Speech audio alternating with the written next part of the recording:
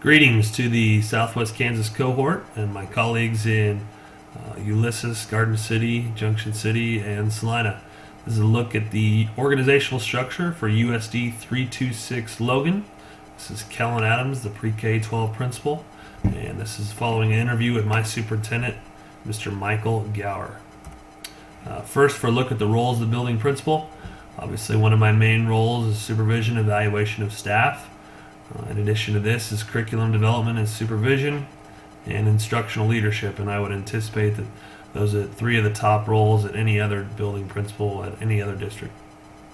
Due to the nature of our district and our limited athletic director availability, I have a lot of responsibility with sponsorship and supervision of activities in athletics. I also take on all the duties of the transportation director. Obviously, all aspects of student supervision, behavior management, etc., and then obviously overseeing the day-to-day operations of staff and students. The roles of our superintendent, Mr. Gower, obviously he has the number one oversight of day-to-day operations. One of his main concerns is budget control, budget operations, fiscal responsibility. In addition to this is public relations in a number of different avenues. And then lastly, he helps assist with the supervision of the instructional program and oversees personnel as needed. Other central office personnel, and really the only other central office personnel in Logan is our board clerk. She's responsible for not only payroll, but also the accounts payable. But really, because of the small nature of our district, she takes on numerous other duties as assigned. She can serve as a receptionist by the hour, secretary here and there. She may help an elementary kid put on a Band-Aid for having fallen at recess. We only have a nurse that's in 1 day a week. So really just a jack of all trades for her, and that can vary throughout each day and throughout each hour. In addition to this, she's our professional development point of contact. She helps accumulate and tabulate all of that. She is obviously our liaison to the Board of Education members. And in addition to this, she serves as our CAPERS officer and State of Kansas Health Plan administrator. So again, due to the small nature of our district, she takes on a number of different roles. Roles of our Board of Education for those 7 members, they're obviously the voice and the face of our public. Again, our district is 332 square miles, so encompasses quite a bit of square mileage. 5 total communities feed into Logan. And so a number of different areas, a number of different constituents to gather input from. They'll help keep us apprised of the current climate.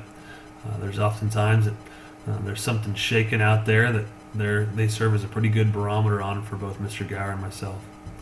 They will help combat and alleviate rumors and misguided information. Again, as with any other community, small community especially, by the time it leaves the school and gets to the coffee shop, the truth has taken on a life of its own. And so those 7 often do a good job of helping alleviate and really set the story straight.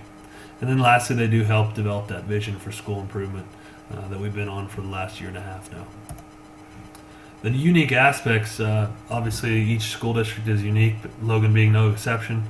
We have one of the 3 dual superintendents in the state. Mr. Gower covers not only Phillipsburg USD 325, but also Logan 326. Because of this, he is physically on the site 2 days per week, and because of that, in addition to my K-12 duties, I get to serve a number of different superintendent roles throughout various parts of the week, which is actually very great for me. Mr. Gower obviously doesn't have that sense of being threatened and has done a great job as far as helping develop my leadership and helping provide those opportunities for me, and so it's kind of been good for the goose and good for the gander. The superintendent, Mr. Gower, will also then assume some duties of mine when the principal or when I'm not on campus. If I'm away at a meeting, we try to line it up to where he's on campus that day so that he can cover and help with any aspects of student discipline or personnel or otherwise. So kind of unique to the small district here. In addition to this, our athletic director is a full-time teacher, so he only has 1 hour available per day. And our counselor is also an administrative assistant. So some of these other full-time administrators or a part of the administrative team that you would see in larger districts are very limited capacity for us. As mentioned, of course, I said before, our nurse is only on site 1 day a week, and our school psych is on site only 2 days a week. So again, some limited capacities for some of these non-instructional or non-teaching positions. Successful leaders of today, Mr. Gower reiterated to me several hundred times already, and it just continues to get emphasized every day. One must have very tough skin. He actually met me through officiating and said that he appreciated how I appeared to have very tough skin, and so he thought that would be a good fit for this role, given the long road that we appeared to have, and we definitely have had since we've taken over.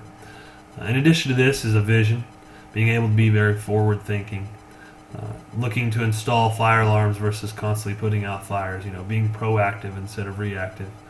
Mr. Gower reiterated that several times, and this book has actually done a great job emphasizing that as well. We are constantly in firefighting mode. We're really never getting anything done. All we are is a manager. And so we must get away from the management when we can and become more proactive and more visionary. In addition to this is obviously having the ability to work with multiple people of multiple ages and cognitive levels at any given point throughout the day. My position is reemphasize this on a daily basis. I might work with a first grader 1 hour, and then that very same hour, next hour, I'll be working with the university level on some concurrent course offerings. So that has been reiterated to me several times. Must be able to squeeze every ounce of blood out of each turnip. Obviously, that's been said, but it is so true, especially where we are at with our limited budget. We must be able to get everything out of every person in every situation, and being able to do that and do it well, and leave everybody with a sense of they're not extremely upset at the end of all that. It is very tough to do. Obviously, must be very well versed in financial and budgetary policy and handling. Cannot say that enough. And then, due to the nature, at least out here in western Kansas, where we might be a principal as well as superintendent, you must truly be a jack of all trades and ideally at least master of some. What tomorrow will require, obviously, all the things that we mentioned for today should not be abandoned, but in addition to this, the accountability will shift away from students into the actions of staff. We've talked about this time and time again, that 20, 30 years ago, it was the teacher, parent, and student in a meeting, and the parent was pointing their finger at the kid saying, "What did you do wrong?" And it was taking the teacher's side, and we've now shifted. Now the finger is pointed at the staff member. What did you do wrong, and how did you shortchange my child? And so because of this, in light of all the accountability that we now have this shift where everybody must have a finger to point. If the budget was short, or if a building got shut down, etc., the community wants somebody to be able to point that finger at, and unfortunately now it's pointing back towards staff and towards the teachers or administrators of the district. In addition to this is the concept of being a full-time cheerleader. You must constantly be able to point out the accomplishments of all of your must be able to point out all the accomplishments of everyone below you, everyone in the district, everyone ranging from assistant principals all the way down to students. Being that full-time cheerleader and truly pushing for and advocating for everyone in your district. Remaining focused on the long-term planning, being a constant visionary, of course, even despite some pushback. And that's been reiterated here at Logan. Even though you might have some people that disagree with that, you must be able to constantly push forward and put obviously the needs of students before anything else. And then lastly, again, we've mentioned this time and time again, must continue to become fiscally responsible. A constant focus and enforcement of efficiency without sacrificing effectiveness. We've heard about the K-12 Performance and Efficiency Committee, but at what point will we begin sacrificing effectiveness? And that's already coming up here. Current issues facing Kansas schools, obviously we know about this, a complete lack of funds. The legislature and governor have overstepped their bounds, and so we have local control now diminishing. And we've seen this time and time again. Because this local control is afforded to us does not necessarily mean that the local funding availability still remains. And so while local control sounds great, that local funding availability must be there in order for us to enjoy or appreciate the local control. The concept of consolidation by starvation, or closure now by starvation, in which case they're not actually going to state mandate consolidation, but through weightings and through the constant budget reductions, they'll get consolidation to occur basically because of no other alternative for small districts such as ourselves. And then lastly, increased mandates without increased people to accomplish the task. The teacher evaluation system is one example of this, where for many districts there's a lot more work than what they were previously doing, but no more manpower to do it with. And so, and this of course goes back to reduced funding. Current issues that are facing our district specifically is teacher recruitment and retention. It's obviously very difficult to be able to recruit people to Phillips County, and then getting them to stay here is another thing entirely. Our base salary is $30,600. We offer a single health insurance policy, but that is sometimes not enough when recruiting to a town of 500. In addition to this is declining population enrollment. We've seen not only the town's population go down, but also our student enrollment is decreasing by approximately 13 students per year. An over-reliance on local taxpayers. Our local tax base has seen more and more pressure, whether it be through LOB or through capital outlay and through all the various citywide mill levies as well. So our local taxpayers are really saying enough is enough. Budget constraints have forced staff reductions. We are already down 2 FTE teaching staff this year. We'll probably be down another 1 or 2 next year. Dilapidated facilities, I'm sure we're not alone in this regard. Limited capital outlay funds feed largely into this. One mill only generates $14,000 here, and so with 2 mills, $28,000 to spend an entire year on capital outlay does nothing more than help you put on some band-aids, nothing more for long-range planning. And then lastly, and this is big here at our small district, limited opportunities for students due to budgetary constraints. Some of the elective offerings, some of the extracurricular offerings that exist at the 5, 6A level do not exist here, and it's very simple. We don't have the teaching staff or the extracurricular staff or otherwise to even be able to afford our students that opportunities. So. Culture and climate of USD 326, kind of a comparison here, looking at the positives. Our positives, obviously, is we have newer staff. 8 of 24 are brand new. So we've got some younger teachers that have replaced those negative older staff. Some of our old guard has been replaced. And we kept some of our excellent veteran teachers. We went to a new grade level alignment, so we kind of reorganized some classrooms. We now have a K4, 5-8, and 9-12 sections, so there's really a sense of community and an actual school in each one of those sections of the building. And most staff have bought into the school improvement initiatives.